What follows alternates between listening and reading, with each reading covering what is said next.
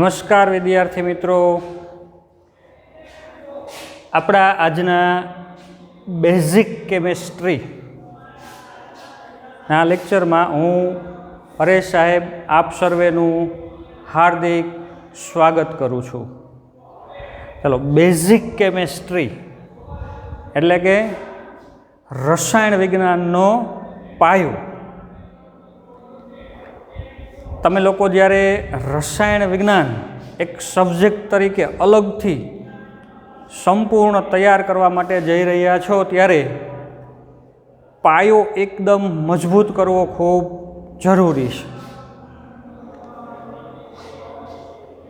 કેવી રીતે એનો પાયો બનાવી શકાય કે જેથી કરીને આપણે આગળ જતાં અઘરા ટોપિક્સ કે અઘરી કોઈ પ્રક્રિયાઓ છે એને પણ સરળતાથી લઈ શકીએ, સમજી શકીએ. તો હું એક તમને ઉદાહરણ આપું કે આપણે આપણી માતૃભાષા ગુજરાતી, બરાબર, એ લખતા વાંચતા બોલતા શીખ્યા હોય તો ત્યારે કઈ રીતે એના સ્ટેપ શું હતા યાદ કરો જોઈએ. તો ગુજરાતી ભાષા આપણે શીખવી હોય તો સૌથી પહેલાં કક્કો આપણને છે શીખડાવવામાં આવતો હોય છે. કક્કો આવડી જાય પછી બારક્ષડી શીખડાવવામાં આવે છે, બરાબર. એના પછી શબ્દો બનાવતા શીખીએ. શબ્દો બનાવતા આવડી જાય પછી એ શબ્દોને જોડીએ એટલે એમાંથી સરસ મજાનું કોઈ અર્થપૂર્ણ વાક્ય તૈયાર થાય. વાક્યો બનાવવા માંડીએ આપણે, બરાબર. તો શબ્દો ઉપરથી શું બનશે? તો કોઈ એક સરસ મજાનું કોઈ અર્થસભર એવું વાક્ય તૈયાર થશે. તો આ આપણું જે ભાષા શીખવા માટેનું એક પગથિયા હતા, સ્ટેપ હતા. તો આપણે બેઝિક કેમેસ્ટ્રીમાં આજે શું જોઈશું? તો આ પગથિયા મુજબ આગળ વધશું. રસાયણ વિજ્ઞાન ભણવું હોય તો સૌથી પહેલાં કક્કો એટલે એના માટે કહીએ તત્વો. હાલમાં જે 118 તત્વો છે એ શોધાણા છે, એમાંથી આપણે 1 થી 30 તત્વો છે એ યાદ કરીશું. એની સંજ્ઞા, એનું નામ, પરમાણુ ક્રમાંક સાથે. હાલ પૂરતા આપણે કેટલા લેશું? 1 થી 30. પછી જેમ આગળ જરૂર પડશે એમ આગળ લેતા જશો. જ્યાં સુધી તમે 11 અને 12મું ધોરણ છે એ તૈયાર કરી લ્યો તો ત્યાં સુધી 118 તત્વો છે એ તમને આવડતા હશે. ચાલો, તત્વો તૈયાર થઈ જાય, એની સંજ્ઞા થોડીક, પછી એ તત્વ ઇલેક્ટ્રોનની આપ-લે કરે તો એમાંથી એના આયન બનતા હોય, એટલે કે ધન આયન અથવા તો ઋણ આયન બને. જેમ કક્કો છે, બરાબર, કોઈ એક મૂળાક્ષર છે એને આપણે કાનો માતર કે રસ્વઈ દીર્ઘાઈ કે લગાડી, એમ તત્વોમાં આપણે જેમ ઇલેક્ટ્રોનની આપ-લે કરીએ તો એમાંથી બને છે ધન આયન કે ઋણ આયન. હવે આ જે અક્ષરો છે બારાક્ષડીના એ જોડાશે તો એમાંથી શબ્દો બનશે. એવી જ રીતે ધન આયન કે ઋણ આયનને જોડવાથી કોઈ ચોક્કસ સંયોજનના અણુઓ બનશે, સંયોજનો તૈયાર થશે અને એ સંયોજનો એકાબીજા સાથે પ્રક્રિયા કરશે એટલે એમાંથી અનેક વિવિધતાસભર સંયોજનો બનશે, અનેક પ્રક્રિયાઓને પરિણામે, બરાબર. તો રાસાયણિક પ્રક્રિયાઓ, રસાયણો વચ્ચે જે પ્રક્રિયા થતી હોય એ સમજવા માટે આપણે સ્ટાર્ટિંગ તત્વોથી લેવું પડે. તત્વો શીખીએ, ધન આયન કેવી રીતે બને, ઋણ આયન કઈ રીતે બને, એના નામ કઈ રીતના અપાય એ શીખીએ. પછી એને જોડવાથી સંયોજનનો અણુ કેમ બનશે, એનું અણુસૂત્ર કેવી રીતે લખાય એ જોઈએ. અને પછી આવે વાત પ્રક્રિયાઓની કે ભાઈ પ્રક્રિયા છે એ કઈ રીતે થતી હોય. બરાબર. તો આપણે ચાલો અહીંથી શરૂઆત છે કરીએ. તત્વો. તમે લોકો 1 થી 20 તત્વોના નામ તો જાણતા હશો. ધોરણ 9, 10 અથવા પછી પણ કોઈએ તમને બેઝિક તરીકે થોડું ઘણું કરાવ્યું હોય તો એમાંથી 1 થી 20 તત્વોના નામ છે એ તૈયાર કરાવેલા હશે. આપણે અત્યારે અહીં પરમાણુ ક્રમાંક, તત્વની સંજ્ઞા અને તત્વનું નામ તમારી નોટમાં પણ તમારે વ્યવસ્થિત ઉતારતું જવાનું છે. તો દરેક વિદ્યાર્થી પોતાની નોટ અને પેન લઈને તૈયાર બેસે. બીજી એક વસ્તુ ખાસ તમને કહી દઉં કે તમારે મારી એક અલગથી નોટ બનાવવાની છે. બરાબર. હું જે કાંઈ ચેપ્ટર ચલાવીશ અથવા જે કાંઈ તમને કરાવીશ એ તમારે અલગથી એક નોટ છે એ બનાવી અને એમાં જ હું જેટલું કહું એટલું તમારે વ્યવસ્થિત ઉતારતું જવાનું છે. દરેકની પાસે એક સરસ મજાની સેટ નોટ કમ્પ્લીટ હોવી જોઈએ. ચાલો તો તમારી નોટબુકમાં તમે લોકો તત્વોના નામ છે અહીં નોંધશો. તમને મોટાભાગના તો સંજ્ઞા અને નામ આવડે જ છે. આપણે ઝડપથી એને યાદ કરીને પછી એમાંથી ધનાયન અને ઋણાયન તરફ આગળ વધીશું.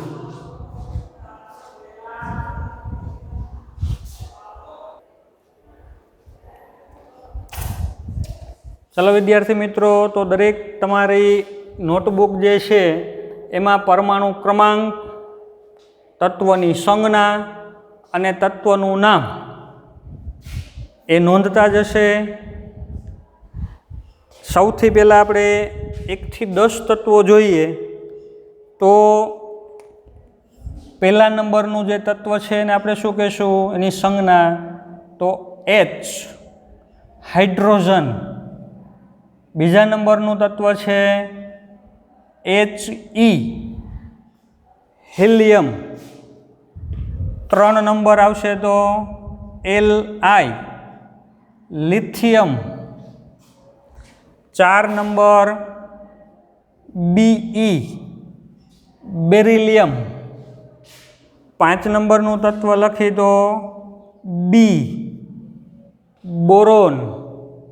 6 નંબર C, કેપિટલ C કરવાનો, carbon. 7 number N, nitrogen. 8 number થશે O, ઓક્સિજન. 9 નંબર છે F, ફ્લોરિન. અને 10 નંબર લઈએ Ne, એટલે કે નિયોન. તો આ 10 તત્વોની મેં અહીં સંજ્ઞા લખેલી છે. તમારે એના નામ તમારી નોટબુકમાં લખવાના છે. Hydrogen, helium, lithium, beryllium, boron, carbon, nitrogen, oxygen, fluorine અને નિયોન. કેટલા તત્વો થયા? 10. એક વસ્તુ દરેકે ધ્યાન રાખવાની છે, સંજ્ઞા કઈ રીતે લખવાની. દાખલા તરીકે લિથિયમની સંજ્ઞા લખવી છે તો જે પહેલો લેટર આવે એ હંમેશા કેપિટલ લખવાનો અને પછી બીજો છે એ સ્મોલ. તો Li માં L કેપિટલ, I સ્મોલ. બેરિલિયમની સંજ્ઞા લખવી છે તો B કેપિટલ અને E છે એ સ્મોલમાં લખવાનું, BE. બરાબર. તો આ વસ્તુ ધ્યાનમાં રાખવાની છે. હંમેશા જે પહેલો લેટર આવશે એ કેપિટલમાં રાખવાનો. નિયોન લખવું છે તો કેપિટલ N અને E લખવાનું છે સ્મોલમાં. આ વસ્તુ ધ્યાનમાં રાખવાની. બરાબર, દરેક વખતે. તો આ આપણે સંજ્ઞાઓ લખી 1 થી 10 તત્વોની. ચાલો એના પછી આપણે આવી જ રીતે 11 થી 20 તત્વો છે એની સંજ્ઞા છે એ જોઈએ.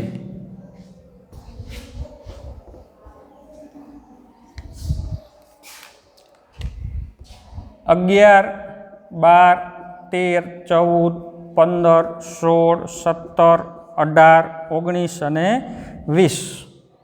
સંજ્ઞાની નોંધ પ્રથમ કરી લઈએ, પછી નામ તો કદાચ તમને લોકોને આવડતા હશે પણ આપણે એની ચર્ચા પછી કરીએ.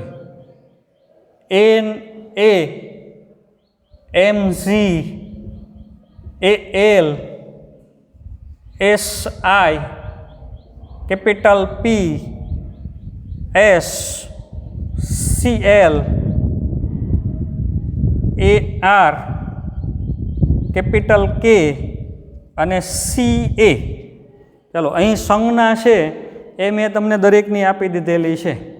નામ જોવો જોઈએ તો 11 નંબરનું એને એટલે કે sodium, 12 number MG magnesium, 13 number L aluminium, 14 number SI એટલે કે સિલિકોન, 15 નંબર ફોસ્ફરસ પી એટલે કે phosphorus, 16 number capital S, S એટલે કે શેનો સલ્ફર, 17 નંબરમાં સંજ્ઞા શું આવશે તો સી એલ, કેપિટલ સી અને સ્મોલ એલ કરવાનો છે સી એલ, ક્લોરીન. 18 નંબર છે એ આર એટલે કે આર્ગોન, 19 નંબર છે કે પોટેશિયમ અને 20 નંબર છે સી એ એટલે કે કેલ્શિયમ. તો આ 11 થી 20 તત્વોની નોંધ આપણે કરી. Sodium, magnesium, aluminium, silicon, phosphorus, sulphur, chlorine, argon, potassium અને કેલ્શિયમ. 20 તત્વો સુધી તમે લગભગ સારી રીતે જાણકાર હશો, પરિચિત હશો, એની સંજ્ઞાઓ પણ સારી રીતે આવડતી હશે. હવે તમારે થોડીક મહેનત કરીને 21 થી 30 તત્વોના નામ પણ સંજ્ઞા સાથે યાદ રાખવાના થશે. તો ચાલો આપણે 21 થી 30 તત્વો છે એ જોઈએ.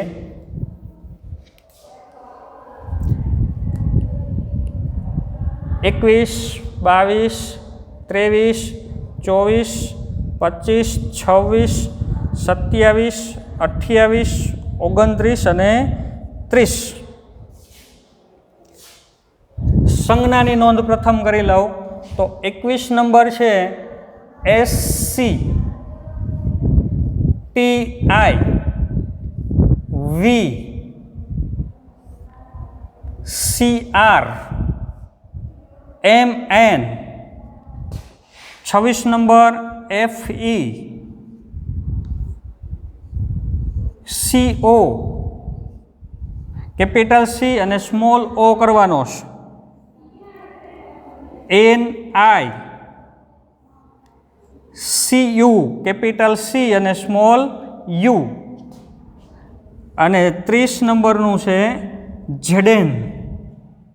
તો અહીં 21 થી 30 તત્વો છે એની સંજ્ઞા છે એ મેં દર્શાવેલી છે. ફરીથી જુઓ સંજ્ઞા શું છે એસ સી, એમાં એસ કેપિટલ કરવાનો છે ખાસ આ રીતે, આમ ન લખે કોઈ, કારણ કે આ શું થઈ ગયું એક સલ્ફર ને એક કાર્બન થઈ ગયો. એસસી એમ ન લખાય પણ આ ખોટી રીત. એસ કેપિટલ અને સ્મોલ અક્ષર નાનો કરવાનો અહીંયા બાજુમાં એસસી. તો એ સંજ્ઞા કોની થઈ સ્કેન્ડિયમ. બરાબર, નામ નોંધ કરતા જજો. Scandium, T I titanium, V vanadium, C R chromium, M N manganese, F E iron, જેને આપણે લોખંડ કહીએ છીએ પ્રચલિત નામ, પણ એ મૂળ એનું વૈજ્ઞાનિક નામ આપણે શું કહી શકીએ તો આયર્ન. એફી, સીઓ, સી અને ઓ આમ ન લખાય, કારણ કે આ કાર્બન અને ઓક્સિજન થઈ ગયું, કાર્બન મોનોક્સાઇડની સંજ્ઞા થઈ ગઈ છે. સીઓ એટલે કાર્બન મોનોક્સાઇડ. તો આમ નથી લખવાનું CO, CO કેપિટલ C કરવાનો અને O છે એ સ્મોલ અને નાનો કરવાનો થોડો, તો સંજ્ઞા બનશે CO, કોબાલ્ટ. શું નામ થશે એનું? Cobalt. Ni nickel, Cu copper અને Zn એટલે કે ઝીંક. તો 21 થી 30 તત્વોના નામ તમે નોંધ કરેલી હશે, યાદ કરો, જોતા જાઓ. શું લખ્યું? Scandium, titanium, vanadium, chromium, manganese, iron, cobalt, nickel, copper અને 30 નંબરનું છે ઝીંક. તો વિદ્યાર્થી મિત્રો, આ 30 તત્વોના નામ છે એના પરમાણુ ક્રમાંક સહિત તમે લોકો વ્યવસ્થિત તૈયાર કરીને રાખજો, કારણ કે એની ઘણી બધી જગ્યાએ આપણે વારંવાર છે એ ઉપયોગમાં લેવામાં આવતા હોય છે. ચાલો, તો આ વાત થઈ 1 થી 30 તત્વોની. હવે આ તત્વો બરાબર, એના પરમાણુઓ જ્યારે કોઈ ઇલેક્ટ્રોન મેળવશે કે ઇલેક્ટ્રોન ગુમાવશે એટલે પછી એ તટસ્થ પરમાણુમાંથી શું બની જશે? ખ્યાલ છે તમને? યાદ કરો, કોઈ પરમાણુ છે તટસ્થ એટલે એમાંથી ઇલેક્ટ્રોન મેળવે કે ગુમાવે તો એનું રૂપાંતર શેમાં થઈ જાય? આયનમાં. બરાબર, ઇલેક્ટ્રોન મેળવે તો પોતાના જે ઇલેક્ટ્રોન છે એમાં વધારો થઈ જાય એટલે કે ઋણ આયન બને, ઇલેક્ટ્રોનનો ચાર્જ વધી જાય એટલે જેટલા ઇલેક્ટ્રોન હોય એટલો ચાર્જ આવે એટલે ઋણ આયન બને, અથવા ઇલેક્ટ્રોન ગુમાવે તો પોતે ધન આયન બને. ચાલો, તો હવે આપણે આના પછી થોડીક પરમાણુ, તટસ્થ પરમાણુ શું છે, આયન શું છે, એના વિશે થોડીક માહિતી છે એ લઈએ.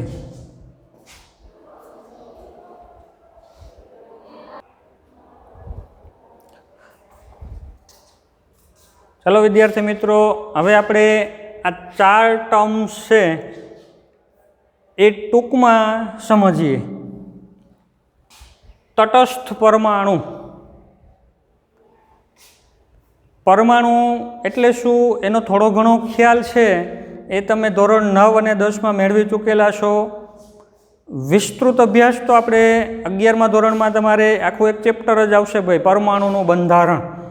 એટલે વિસ્તૃત અભ્યાસ તો તમે એ ચેપ્ટરમાં કરશો, પણ તમે જે જાણો છો 9મા અને 10મા ધોરણને આધારે, તો એને આધારે પરમાણુ એટલે તો પરમાણુ કોઈ પણ હોય, હાઇડ્રોજન, હિલિયમ, લિથિયમથી લઈ અને કોઈ પણ 118 તત્વોમાંથી કોઈ પણ પરમાણુ, તો એ મુખ્યત્વે 3 કણ ધરાવે છે: પ્રોટોન, ન્યુટ્રોન અને ઇલેક્ટ્રોન. બરાબર, પરિચિત છો તમે આ 3થી? પ્રોટોન કોને કહેવાય, ન્યુટ્રોન કોને કહેવાય ને ઇલેક્ટ્રોન કોને કહેવાય? પરમાણુ છે એના 2 ભાગ પડે, એક તો એનું કેન્દ્ર અને બીજી એની કક્ષાઓ બહારની જે છે એ. હવે એનો વિસ્તૃત અભ્યાસ તો તમે લોકો પછીથી આખું એક ચેપ્ટર જ આવશે એમાં કરશો, આપણે એમાં અત્યારે કંઈ પડવું નથી. પણ આપણે 2 વસ્તુને આજે ધ્યાનમાં રાખવીશ: પ્રોટોન ને ઇલેક્ટ્રોન. ન્યુટ્રોનને પણ આપણે અત્યારે સાઈડમાં રાખીએ છીએ, કારણ કે કોઈ પણ પરમાણુ હોય, કોઈ પણ તત્વનો પરમાણુ જો તટસ્થ પરમાણુ હોય તો એમાં પ્રોટોન અને ઇલેક્ટ્રોન સરખા જ હોય. ન્યુટ્રોનની સંખ્યા જોજો સરખી હોઈ શકે પ્રોટોન જેટલી, અથવા ન પણ હોઈ શકે. હવે એની ગણતરી તો તમે અલગથી છે એ બીજો લેક્ચર આપણે લઈશું ત્યારે કરશું, કેટલા ન્યુટ્રોન હોય ને એ કાંઈ અત્યારે આપણો મુદ્દો નથી. આપણો અત્યારે ટાર્ગેટ 2 જ છે, ખાલી એક પ્રોટોન અને ઇલેક્ટ્રોન, કે એ બંનેની સંખ્યા સરખી છે કે નહીં. દાખલા તરીકે નાઇટ્રોજન કેટલા નંબરનું તત્વ? 7 નંબર. તો એનો અર્થ એવો થયો કે જો નાઇટ્રોજનનો પરમાણુ તટસ્થ હશે તો કેન્દ્રમાં 7 પ્રોટોન છે, એની ફરતે 7 ઇલેક્ટ્રોન ફરે છે કક્ષાઓમાં. નિયોન કેટલા નંબરનું તત્વ? તો 10 નંબર. એમાં શું હશે? તો એમાં 10 પ્રોટોન્સ કેન્દ્રમાં અને ફરતે 10 ઇલેક્ટ્રોન છે એ ગતિ કરે છે. બરાબર? તો આવી રીતે પરમાણુ ક્રમાંક એ શું બતાવે છે? હકીકતમાં પરમાણુ ક્રમાંક એટલે એમાં રહેલા પ્રોટોનની સંખ્યા અથવા તો ઇલેક્ટ્રોનની સંખ્યા બતાવે છે. કારણ કે બંને સમાન જ હોય. પ્રોટોનની સંખ્યા બોલો તો એ જ મળે, ઇલેક્ટ્રોનની સંખ્યા બોલો તો એ જ મળે. પણ કોને લાગુ પડે છે? આ 4માંથી તટસ્થ પરમાણુને. તો વ્યાખ્યા કેવી હોય? તો તટસ્થ પરમાણુ એટલે તટસ્થ પરમાણુને આપણે વ્યાખ્યાયિત કરવો હોય તો જો પ્રોટોન અને ઇલેક્ટ્રોન ની સંખ્યા સમાન હોય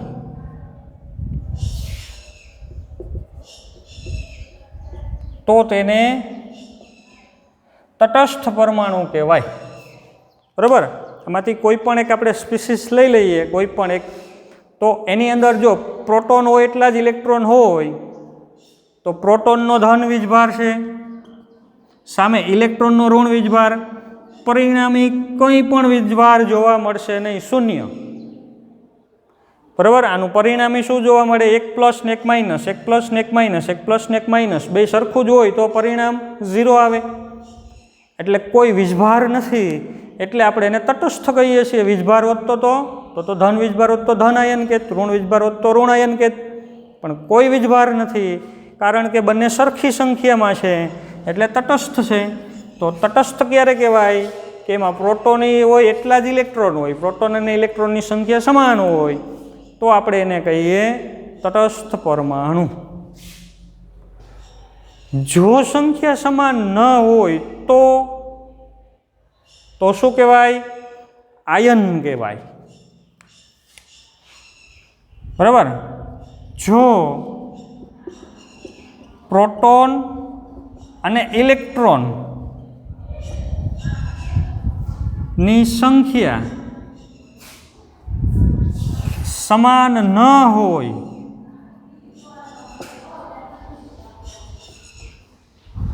તો એને આપણે શું કહીએ? આયન કહીએ. પ્રોટોન કરતાં ઇલેક્ટ્રોન વધારે હોય અથવા ઓછા પણ હોઈ શકે. સમાન નથી એટલે એનો અર્થ બે થઈ ને, કે પ્રોટોન કરતાં ઇલેક્ટ્રોનની સંખ્યા વધુ પણ હોઈ શકે અને પ્રોટોન કરતાં ઇલેક્ટ્રોનની સંખ્યા ઓછી પણ હોઈ શકે. વધુ ક્યારે થાય? ધારો કે તટસ્થ પરમાણુ છે તો એમાં તો સંખ્યા સમાન જ છે, તો વધારે કઈ રીતે થશે? તો ઇલેક્ટ્રોન મેળવીને. કોઈ તટસ્થ પરમાણુ 1 ઇલેક્ટ્રોન કે 2 ઇલેક્ટ્રોન કે 3 ઇલેક્ટ્રોન બીજા પાસેથી મેળવી લઈએ તો એમાં ઇલેક્ટ્રોનની સંખ્યા વધી ગઈ. ઇલેક્ટ્રોનની સંખ્યા વધી ગઈ એટલે ઇલેક્ટ્રોનનો વીજભાર વધી ગયો. એટલો વીજભાર આવે ઋણ વીજભાર એની ઉપર, એટલે બને ઋણાયન. તો ઋણાયનને વ્યાખ્યાયિત કરવો હોય તો ઋણાયન બને છે શેમાંથી? તો તટસ્થ પરમાણુમાંથી જ. બરાબર? તટસ્થ પરમાણુ છે એ ઇલેક્ટ્રોન મેળવે એટલે એમાં પ્રોટોન કરતાં ઇલેક્ટ્રોનની સંખ્યા વધી જાય. જો ઇલેક્ટ્રોન મેળવે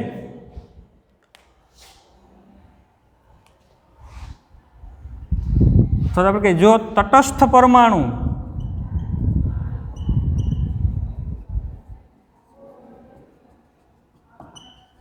ઇલેક્ટ્રોન મેળવે તો તેમાંથી ઋણ આયન બને છે. એવું જરૂરી નથી કે પરમાણુ જ ઇલેક્ટ્રોન મેળવે. ઘણી વખત પરમાણુઓનો સમૂહ એટલે કે એક કરતાં વધુ પરમાણુઓ ભેગા થાય અને એ પણ ઇલેક્ટ્રોન મેળવે તો પણ ઋણ આયન બને, બરાબર. એટલે કે તટસ્થ પરમાણુ અથવા તો એના સમૂહો, પરમાણુ કે પરમાણુઓ ભેગા થઈને અને બહારથી ઇલેક્ટ્રોન મેળવે તો એમાંથી શું બનશે? તો ઋણ આયન બને છે. જો કોઈ પરમાણુ અથવા તો પરમાણુઓના સમૂહો ઇલેક્ટ્રોન ગુમાવે તો ઇલેક્ટ્રોન ઓછા થઈ જવાના. દાખલા તરીકે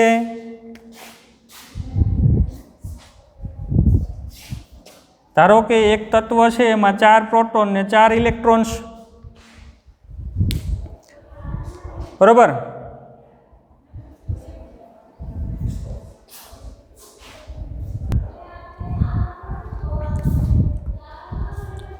હવે આ પરમાણુ છે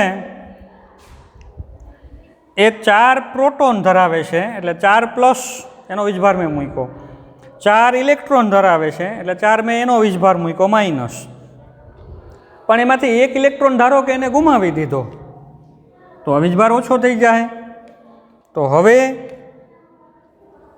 આ 3 તો જોડણી 0 થઈ ગયું, plus minus plus minus plus minus, પણ એક વીજભાર વધ્યો આ એક પ્રોટોનનો.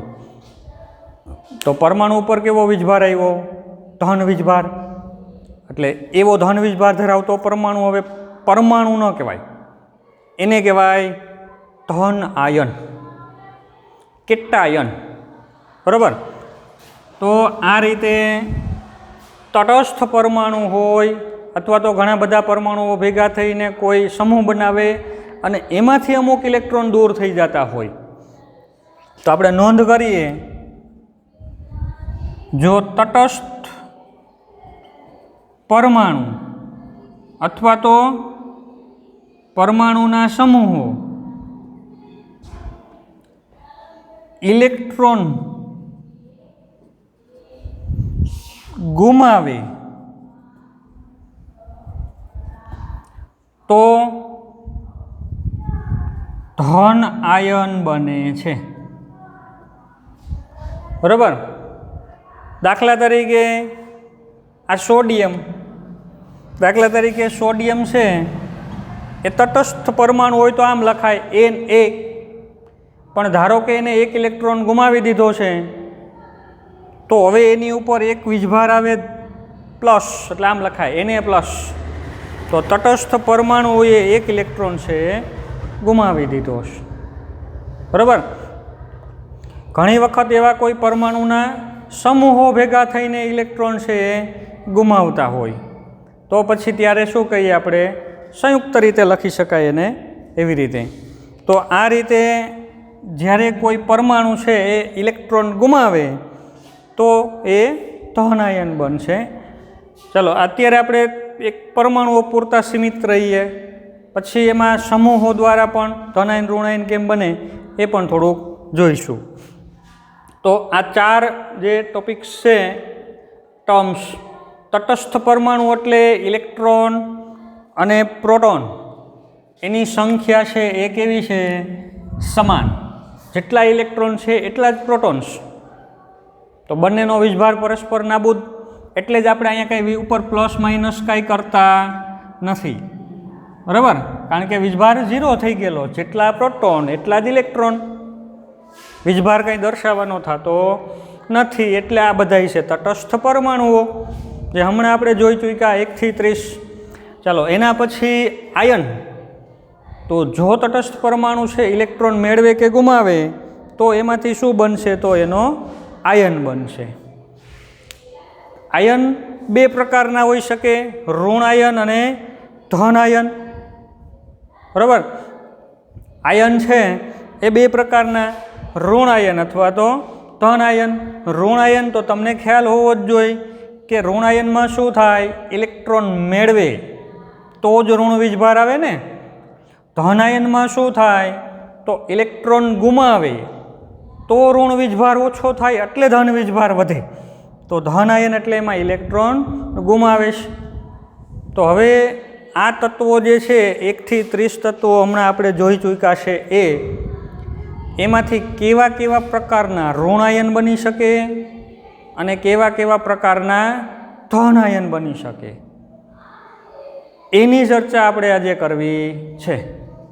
તો ચાલો હવે આપણે આગળ વધીએ. તો એમાં અગત્યના એવા તમને ધોરણ 11 ને ધોરણ 12 પૂરું થાય ત્યાં સુધીમાં જે વારંવાર આવતા હોય એવા બધાનું એક આપણે આખું લિસ્ટ છે એ બનાવીએ કે જેમાં મોટા ભાગના તમને ટચમાં આવતા હોય એવા ઋણાયન છે એનો ખ્યાલ આવી જાય, અને ધન આયન કેવા કેવા બની શકે, કઈ રીતે બની શકે એનો ખ્યાલ આવી જાય. એવું એક આપણે અહીંયા લિસ્ટ છે એ હવે આગળ બનાવવાનું છે. આની નોંધ તમે તમારી નોટબુકમાં સાથે કરતા જશો, બરાબર. જ્યાં 4 લખ્યા છે વ્યવસ્થિત ઉતારી લ્યો. હવે નવા પેજ ઉપર ખાસ તમને કહું છું, હવે તમારે નવા જ પેજ ઉપર નામ લખવાનું છે અગત્યના ઋણ આયન. સામેના બીજા પેજ ઉપર અગત્યના ધન આયન, એવી રીતે નોંધ કરવાની છે. ખ્યાલ આવ્યો? નવા જ પેજ ઉપર હેડિંગમાં શું લખવાનું છે? અગત્યના એવા ઋણ આયન. અહીંયા હેડિંગમાં શું લખવાનું છે? અગત્યના એવા ધન આયન. 2 પેજ અલગ અલગ લઈ લેવાના છે. ઋણ આયનનું અલગ એક આખું પેજ થશે, ધન આયનનું પણ એક આખું પેજ થશે. એના નામ ને એની સંજ્ઞાઓ છે હું તમને હવે નોંધ કરાવું છું.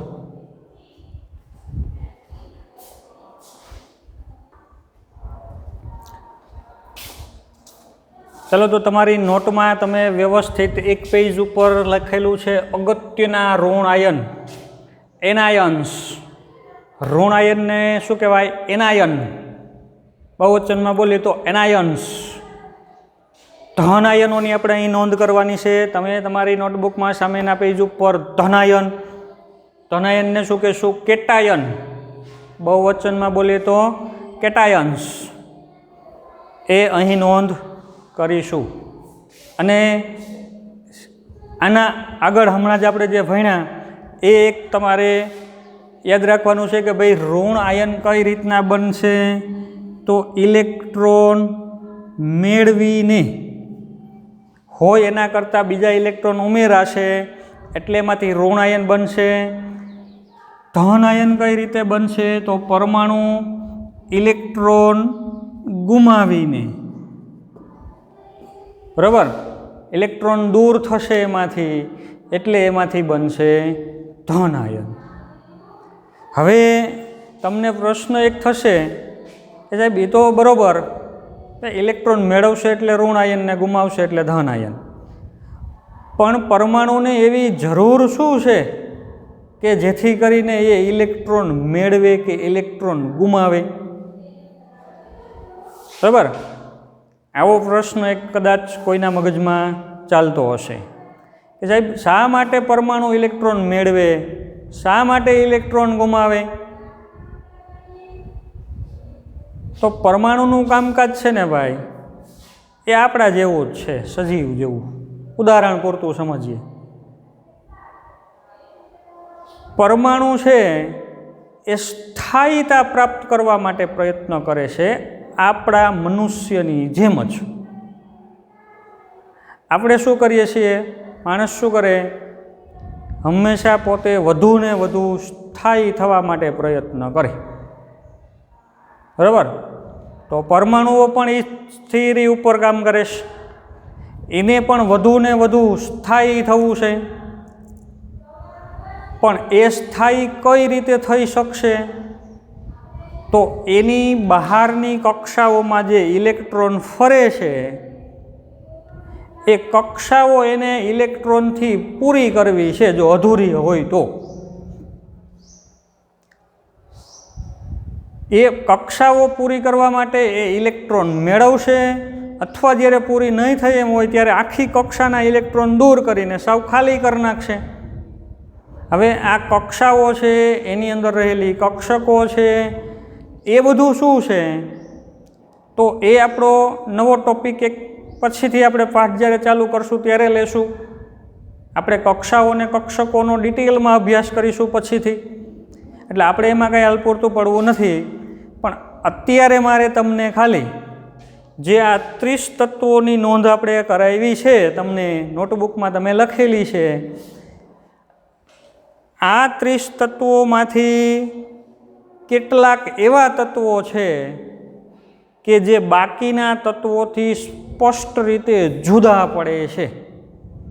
કઈ રીતે જુદા પડે છે? તો ઇલેક્ટ્રોન મેળવવાની કે ઇલેક્ટ્રોન ગુમાવવાની બાબતમાં જુદા પડે છે. તો મને ઓળખી બતાવશો આમાંથી? તમને કહું એવા 3 તત્વો છે. આ 30 તત્વો જે આપણે લખ્યા એમાંથી એવા 3 તત્વો છે કે જે ઇલેક્ટ્રોન મેળવવાની કે ગુમાવવાની વૃત્તિ ધરાવતા નથી. શા માટે ઇલેક્ટ્રોન મેળવતા નથી ને ગુમાવતા નથી?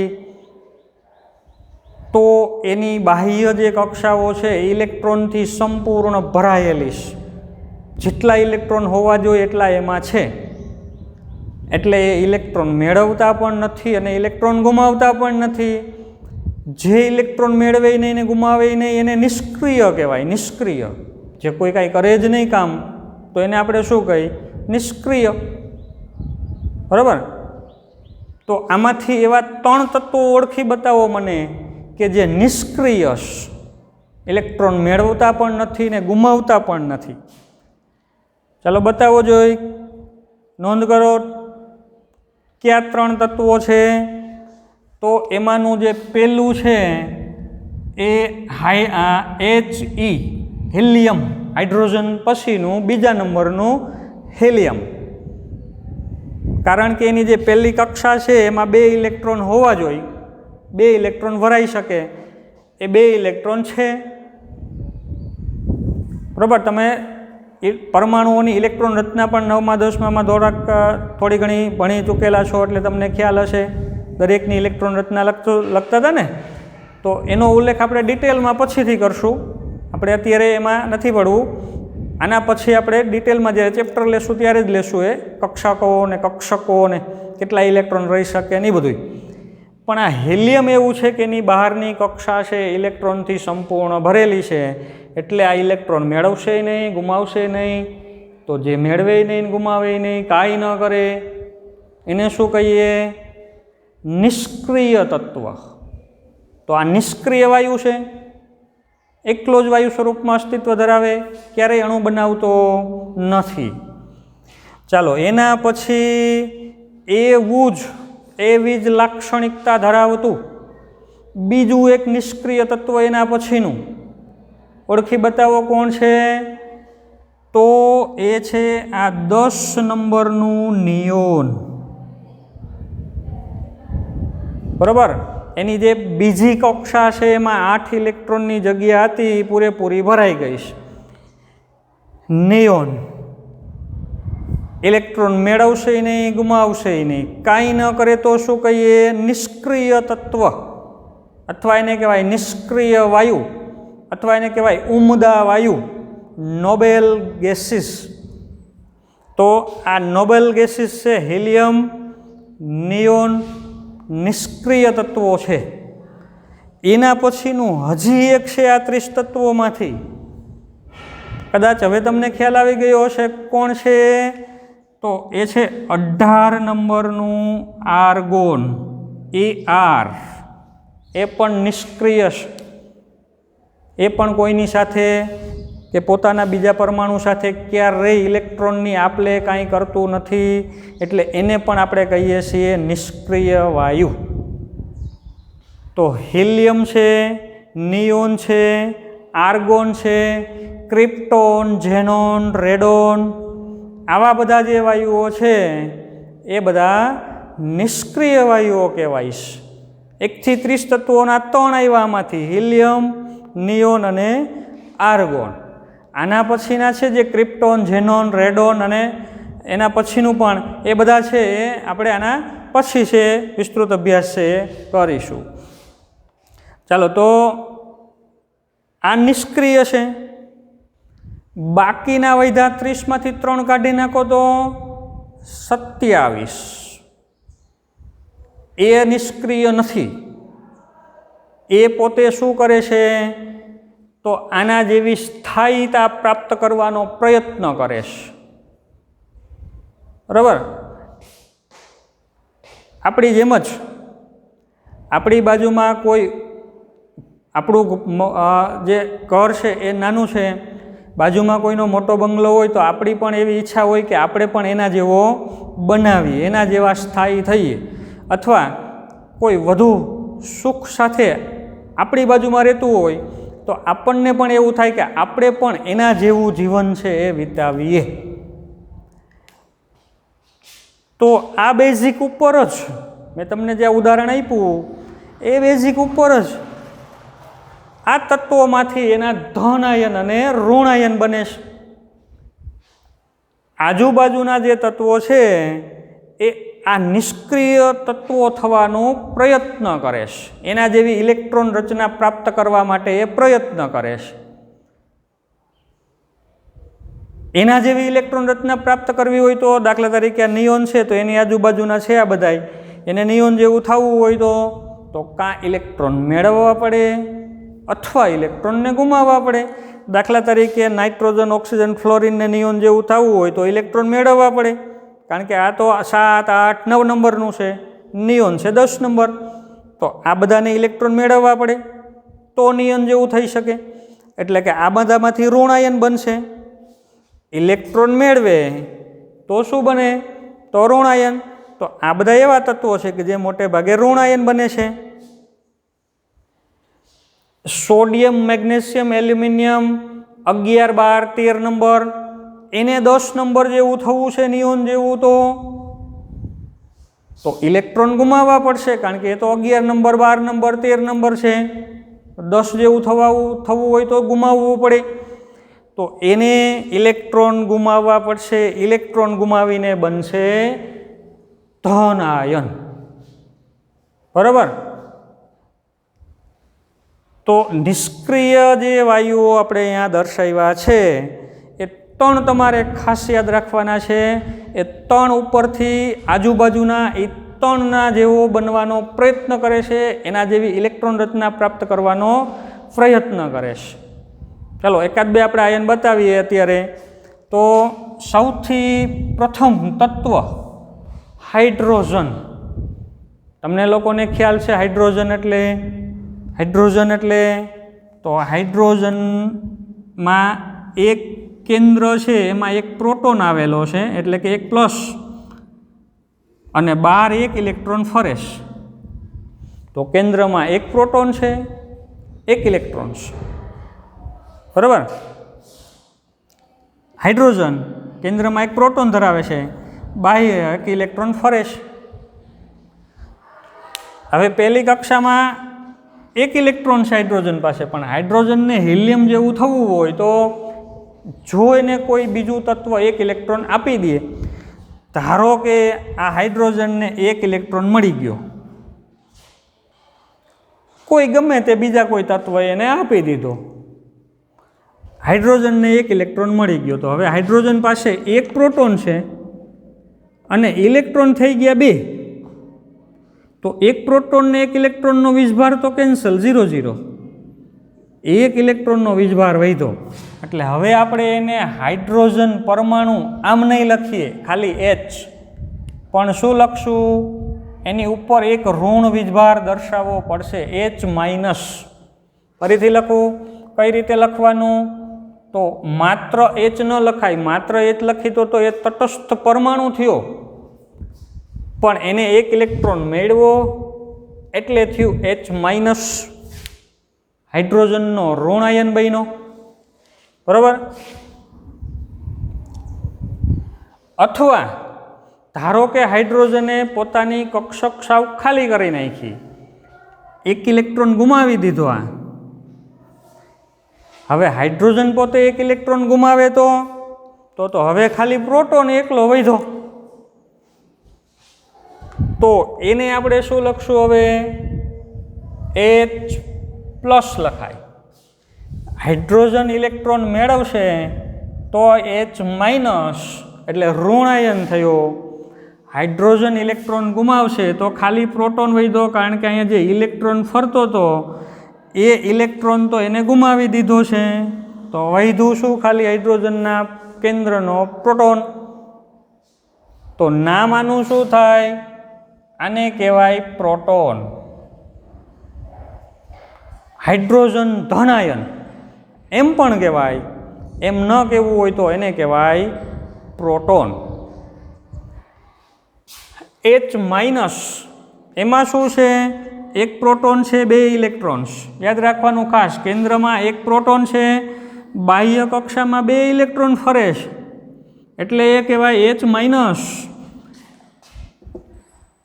ખાલી H હોય તો એને હાઇડ્રોજન પરમાણુ કહી, પણ હવે આ હાઇડ્રોજન પરમાણુ નથી, એ થઈ ગયો હાઇડ્રોજનનો ઋણ આયન, એનું નામ છે હાઇડ્રાઇડ આયન.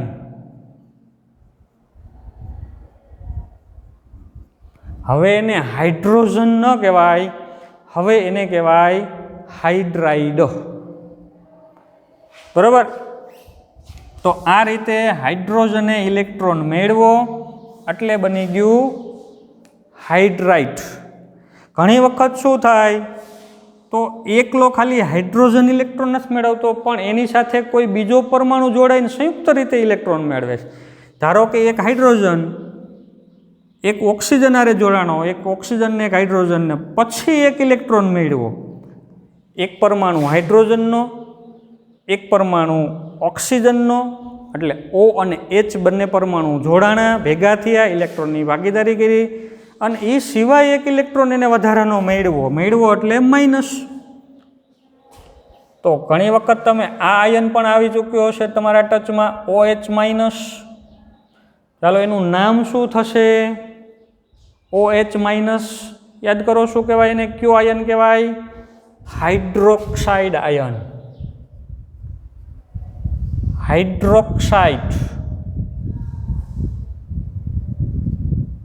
બરાબર? શું કહેવાશે એને? હાઇડ્રોજન છે અને ઓક્સિજન છે, એટલે હાઇડ્રોજન ઉપરથી હાઇડ્રો, ઓક્સિજન ઉપરથી ઓક્સાઇડ, સંયુક્ત રીતે જોડ્યું બેયનું નામ હાઇડ્રોક્સાઇડ આયન કહેવાય. અહીં આપણે જોયું પ્રોટોન. પ્રોટોન કઈ રીતે બન્યો હતો? તો હાઇડ્રોજન પરમાણુ હતો, કેન્દ્રમાં પ્રોટોન હતો, બહાર એક ઇલેક્ટ્રોન ફરતો હતો, પણ ઇલેક્ટ્રોન તો દૂર થઈ ગયો, ગુમાવી દીધો, એટલે વધ્યો ખાલી પ્રોટોન P, એટલે H+ થયું. પણ એકલો પ્રોટોન છે એ અસ્તિત્વ ધરાવી શકતો નથી. તો એકલો પ્રોટોન અસ્તિત્વ ન ધરાવી શકે ત્યારે એ બીજા કોઈ સાથે જોડાઈ જાય. દાખલા તરીકે આ પ્રોટોનને આની સાથે જોડી દો એક H2O ના અણુ સાથે, તો એક H અને આ H પાછો આવ્યો, એટલે ટોટલ H થયા 3, અને એક ઓક્સિજન H3O, અને આનો વીજભાર આવ્યો ભેગો, સરવાળો કર્યો. પ્રોટોન એને આપણે ઓક્સિજન હારે જોડી દીધો, બરાબર? બે થઈને ટોટલ શું બન્યું? H3O+. પ્રોટોન એકલો અસ્તિત્વ ન ધરાવી શકે, એ H2O જેવા બીજા અણુ સાથે જોડાઈ જાય, તો આ એક આયન બની ગયો કહેવાય H3O+. જો ખાલી H2O હોય તો તમને આવડે છે એનું નામ H2O. ચાલો, ખાલી H2O હોય તો એને આપણે શું કહીએ છીએ? પાણી. હાઇડ્રોજન ઓક્સાઇડ એમ કહી શકીએ, પાણી. પણ હવે આ શું? H3O+, આ પાણી નથી, આને કહેવાય હાઇડ્રોનિયમ આયન.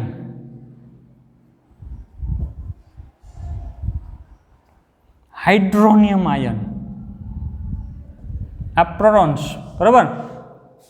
તો આવી રીતે ઇલેક્ટ્રોન ગુમાવીને અથવા ઇલેક્ટ્રોન મેળવીને ઋણ આયન છે કે ધન આયન છે બનતા હોય છે. ચાલો, આપણે એક હાઇડ્રોજન માટે લીધું. હવે એવી રીતે બાકીના હિલિયમ છે, લિથિયમ, બેરિલિયમ, બોરોન, નાઇટ્રોજન, એના બધાના ઘણા બધા અગત્યના એવા ઋણ આયન અને ધન આયન બનશે, એનું આખું લિસ્ટ તૈયાર થશે. પણ એ લિસ્ટ તૈયાર થાય ક્યારે? કે આજનો લેક્ચર મેં તમને જે આપ્યો છે આને તમારે ઓછામાં ઓછી 3 વખત રિપીટ કરીને વ્યવસ્થિત રીતે સમજવાનું છે. તમારે 1 થી 30 તત્વોના નામ તમને આવડતા હોવા જોઈએ, નંબર સહિત. હું પૂછું 16 નંબર તો આવડવું જ જોઈએ ભાઈ. Sulphur. 24 number chromium, 26 number iron. આટલું કડકડાટ તમે વ્યવસ્થિત તૈયાર કરો. 1 થી 30 તત્વોની સંજ્ઞા, એના નામ, ધન આયન કઈ રીતે બને, ઋણ આયન કઈ રીતે બને, એ તમે એકદમ મુદ્દો છે એ ક્લિયર રાખો. ઇલેક્ટ્રોન મેળવવાથી શું બને, ગુમાવવાથી શું બને, બરાબર. અને ક્રમ, ભાઈ હિલિયમની આજુબાજુ કોણ આવશે, બધાય નિયોનની આજુબાજુ કોણ આવશે, આર્ગોનની આજુબાજુ કોણ આવશે, તો ક્લોરિન ને પોટેશિયમ. ક્લોરિન ઇલેક્ટ્રોન મેળવીને આર્ગોન જેવો થઈ શકે, પોટેશિયમ ઇલેક્ટ્રોન ગુમાવીને આર્ગોન જેવો થઈ શકે. આ બધું તમે બેઝિક તૈયાર રાખશો તો ખૂબ જ સરળતાથી નેક્સ્ટ લેક્ચરમાં આપણે અગત્યના એવા ઘણા બધા ઋણ આયન અને ધન આયનનું એક આખું લિસ્ટ છે એ તૈયાર કરી શકીશું. તો આજનું જે કરેલું છે દરેકે વ્યવસ્થિત તમને કીધું એવી રીતે નોટમાં ઉતારીને તૈયાર રાખવાનું છે. જ્યારે કહેવામાં આવે ત્યારે એની PDF ફાઇલ બનાવીને તમારે હોમવર્ક માટે ચેક કરવા માટે આપવાની છે, પણ જ્યારે તમને કહેવામાં આવે ત્યારે. ચાલો તો આજના માટે આપણે આટલું રાખીએ, ફરીથી પાછા મળીશું.